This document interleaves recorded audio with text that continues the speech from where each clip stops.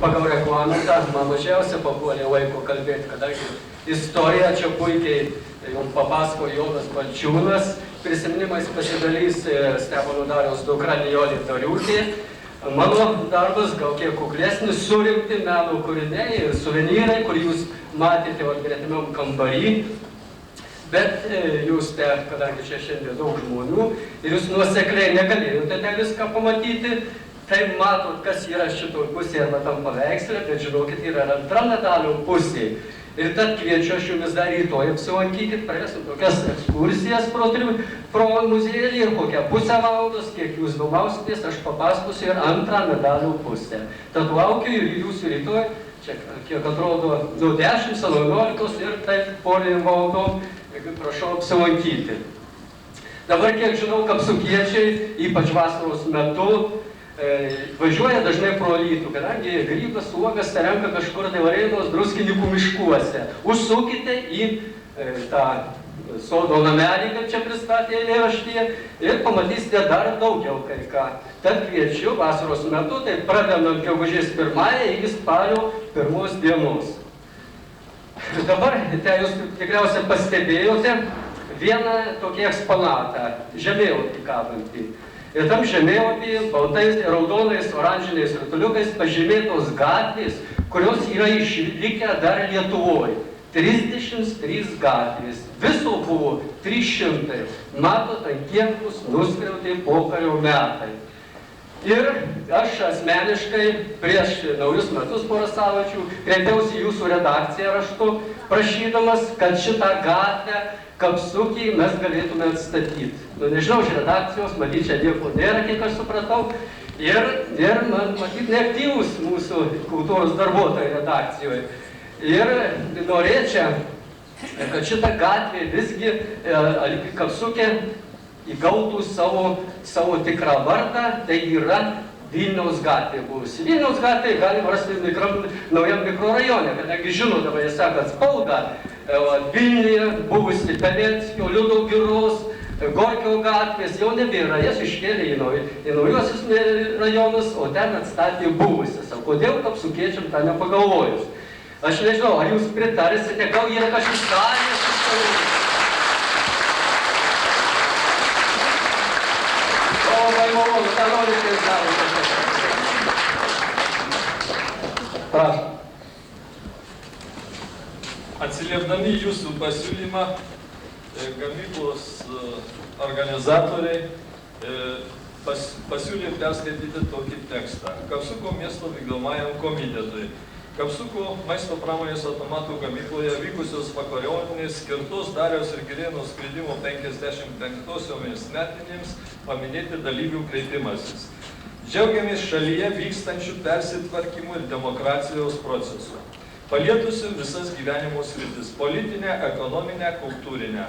Pritarėme jam, susirinkę paminėti pirmo transatlantinio lietuvių skridimo 55-asias metinės ir turėdami omenyje Maskvos miesto vykdomo komiteto iniciatyvą grąžinti miesto istorinius gatvių pavadinimus, mes vakaronės dalyviai prašome Kapsuko miesto vykdomąjį komitetą grąžinti dabartinę Vilniaus gatvę į jos senąjį pavadinimą Dariaus ir Girėno gatvė.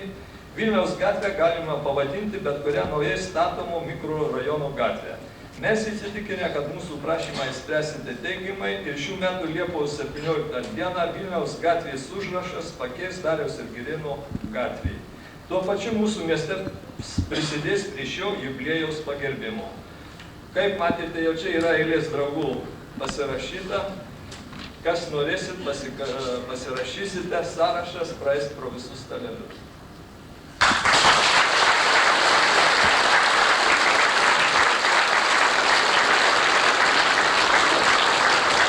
Aš galvoju, vieną kopiją reikia miesto vykdomajam, o kitą redakcijai gal, kad jie atsilieptų ką nors. Dabar čia vienas klausimas man papuolė, kieno lėšomis surinkta kolekcija ir kas davė mirtį, ar skatino ir panašiai. Čia nežinau, ar kompromituojantis, ar ne, bandysiu atsakyti, kaip visą tai buvo. Kadangi dar naudojasi tai progą, kad mes galim kalbėti viešai, ką galvojam, ką matėm, ką girdėjom ir kas buvo pas mumis. O aš ir pasidalinsiu, kadangi čia liečia tą, taip iš piršto neišlaužta, kad sugalvojau ir pastačiau ir pasurinkau. Kieno lėšomis, aš maždaug dubliavau kaip ir dar Zigirinas. Jie neturėjo tų pinigų tiek surinkti lėktuvui, kad būtų nusipirkti galima. Aš kreipiausi į savo giminės pirmiausia. Ačiū broliams seserims, kurie čia taip pat yra susirinkę, prisidėjo prie šito ir materialiai, ir dvasiškai taip parėmė. Kreipiausi į savo kolektyvą, cechų viršininkus, atitinkamai tų pinigų visuomet atsiranda. Ir per 3 metų man pavyko štai surinkti tą, ką jūs čia matote. Kaip ko atsiperka šitas kartais ir paklausia.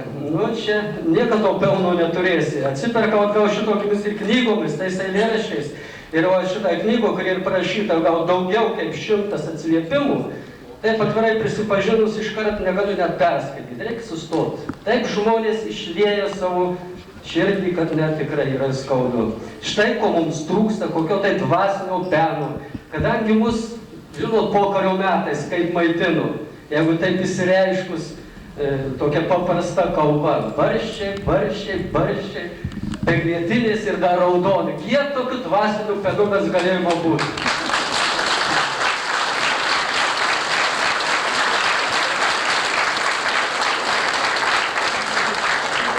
Kas skatino čia, tai kai pamatytojai pas mane apsilanko ir tokią mintį beveik kiekvieni pasako, kas visgi tau čia tą mintį pakišo. Aš atsakau kartais vienu žodžiu, kadangi čia yra vakaronė ir skaitau tą demokratiją pas mumis, galima ir daugiau ką kalbėti. Vienas žodis tai tas gal ir bus. Lietuva, štai tas žodis, kuris mane ir daugiausia skatino. Jei paimsime ir tos eilėraščio posmelius, kurias aš norėčiau čia pacituoti, mes girdime ir per radiją, ir per televiziją. Iš vieno giliai žodžio išaugo vienas žodis Lietuva. Mūsų rovė, neišrovė, mūsų skynė, Marcinkevičius tai skaito. Nenorim mes kitos tėvynės, nenorim motinos antros ir vėl čia žodžiai. Prašau, tie, kurie atitinkamai ir man davė impulsą nemažą.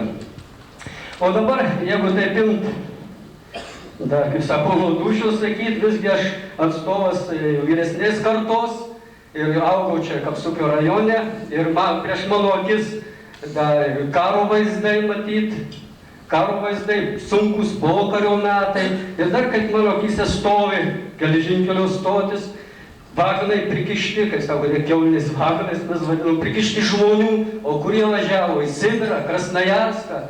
Prieš mano akis tie šiurpūs vaizdai Turgaus aikštėje, kada išniekinti lavonai guli. Šiurpus buvo pokario metai, šiurpus labai buvo. Kaip tik, manau, kaip sakė, toksai imlus vaiko žvilgsnis užfiksuoja, atitinkamai kažkada reikėjo tai įsilieti. Ir suaugus tam tikro amžiaus, man gamta neapdovanojo, kažkada aš galėčiau knygą parašyti, ar dailininkas ką nupiešti. Kaip sako, ką padėjai, ką davei Lietuvai, ką palikai. Mes jau ir pripratom, kad